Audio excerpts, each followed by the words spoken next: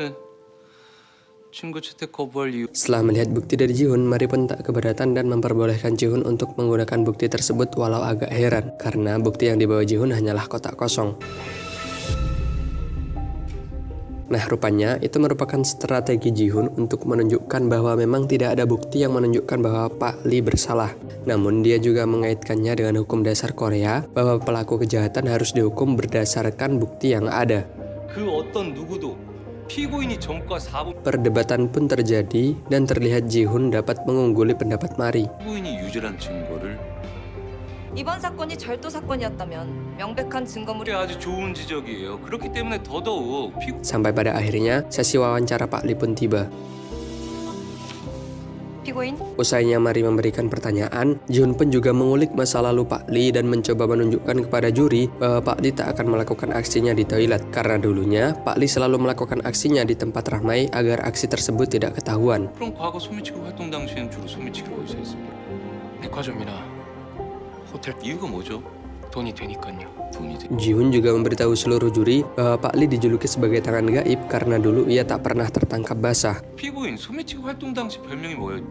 보이지 않는 그러니까 어떻게 걸리겠냐고요. 보이지 않는 손인. Setelah panjang lebar menjelaskan, Ji-hoon segera membuktikan pernyataannya tersebut dengan menyuruh penuduh untuk maju ke depan. 오늘 한번 감아 보시죠. 오늘 다시 한번 정확하고 면밀하게 파악해. Di situ terlihat bahwa penuduh tak menyadari jika dompetnya sudah dicuri walau ia dalam keadaan sadar. 화장실은 텅 비어 있었죠. 이 증인의 뒤에서 증인의 지갑에 손을 댔다는 거죠.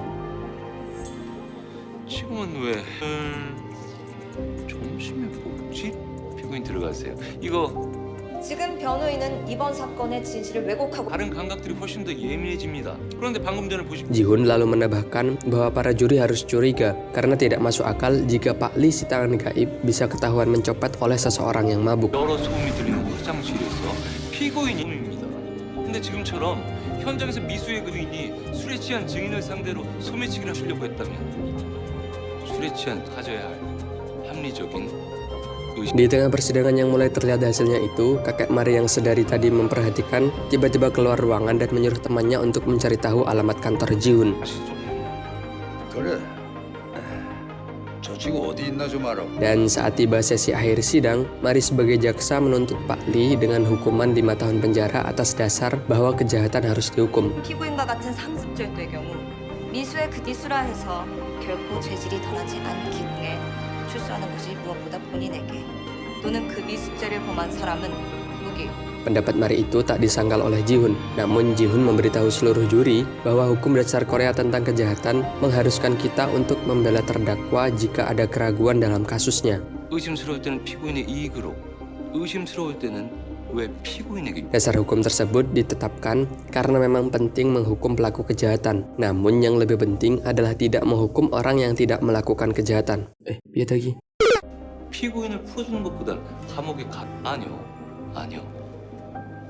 법은 죄를 지은 죄를 짓지 않은 사람을 처벌하지 않는 것이 훨씬 더 중요하기 때문입니다. 범인을 놓치는 한이 있더라도 한 명의 억울한 Nah, pada akhirnya Ji-hoon pun dapat menyelamatkan Pak Lee dari tuduhan tersebut. 만장일치로 맺은 결론은 법상 절도 혐의로 기소된 무죄를 선고한다. 또 사실이 합리적인 의심이 없. Sedih, Rek. Usainya persidangan tersebut, Mari memberikan selamat kepada Ji-hoon. Namun, 뭘 축하한다는 건 그러네요. 합시다 악수.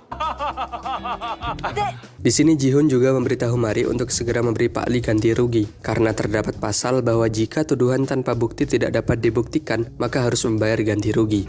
형사 보상금이라도 받게. Kalau di Indo 200 juta ya guys, tapi kalau di Korea ini nggak tahu. Intinya, ganti rugi dari Mbak Mari ini bisa melunasi tagihan medis dari anak Pak Lee. 형사보상금이요? 네, 보통 최저임금의 하루 8시간입니다. 36만 6,400원. 38,120 바로 해결됐네. 검사님, 짜장면 좋아해요? 아니요. 짜 좋아해요? 좋아해도 제가 그걸 본 거예요? 왜 그래? 당장 갑시다. Keesokan harinya, Mari kembali ke kantor hukum kakeknya karena masa magangnya menjadi jaksa sudah habis. Namun di sini kakeknya tidak dapat menerima Mari. Ia juga memberikan alamat kepada Mari bahwa ia harus magang di tempat tersebut dan setelahnya ia akan dipersilahkan bekerja di kantor kakeknya. 에?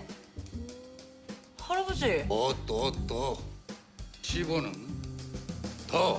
Sesampainya di sana, Mari terkejut karena tempat itu adalah milik Ji-hoon. Sikap ketus Mari membuatnya gengsi untuk mengatakan bahwa ia ingin magang di tempat tersebut. 15자리라도 하나 줘요? 미안합니다. 좀 농담이 지나쳤네요. 아, 농담이 좀 저는요. 네.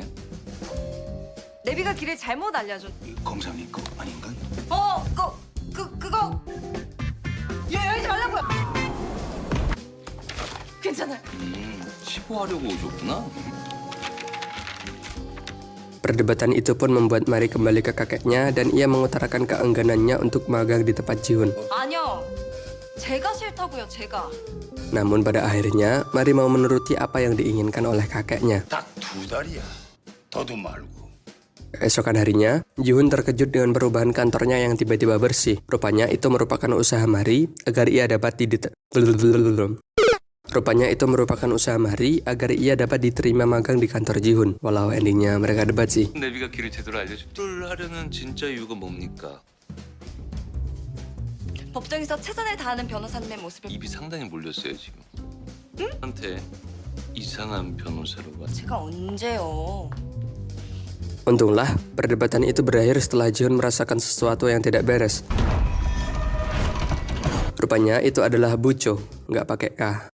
Oh iya lupa, jadi Ji-hoon ini nyewa gedung milik Bucho ya teman-teman. Dan diceritakan bahwa Ji-hoon sangat takut dengan Bucho karena ia belum membayar uang bulanannya. 아니 이것들이 뭐가 이렇게 깨끗해? Nah di situ Bucho tengah berdebat tentang peraturan game dengan temannya. Lalu Bucho minta tolong kepada Ji-hoon untuk memberitahu pendapat siapa yang paling benar. 피박에 광박에 소빼야 8배.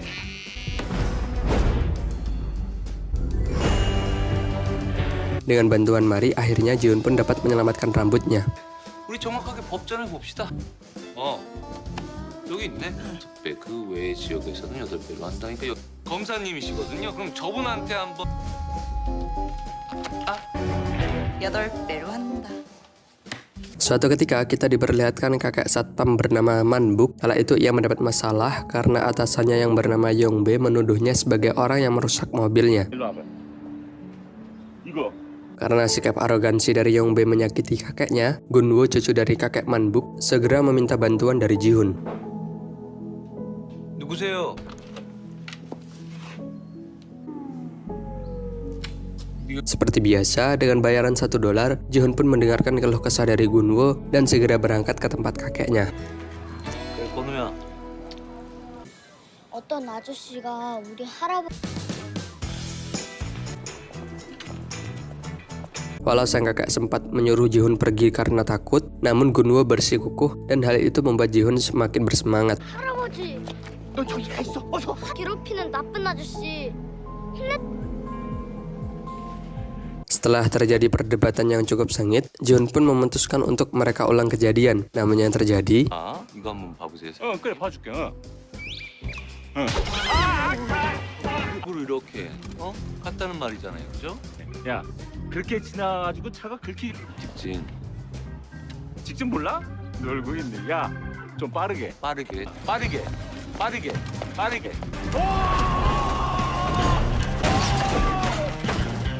bukan main. Bila tepuk tangan nih. Rupanya hal ini dilakukan Ji-hoon agar kakek Manbuk tak terlibat lagi dengan kasus Yongbe. Walau sebagai gantinya ia yang harus terlibat. 근데 어디 갔지? 감쪽같이 사라졌어요. Ji-hoon tak menyesal dan segera memberikan kasus itu kepada Mari sebagai tes penerimaan pegawai magang di kantornya. 식포시켜줄게요. 어머, 변호사님. 어머, 야식이야! Dan cerita pun bersambung ding. sorry.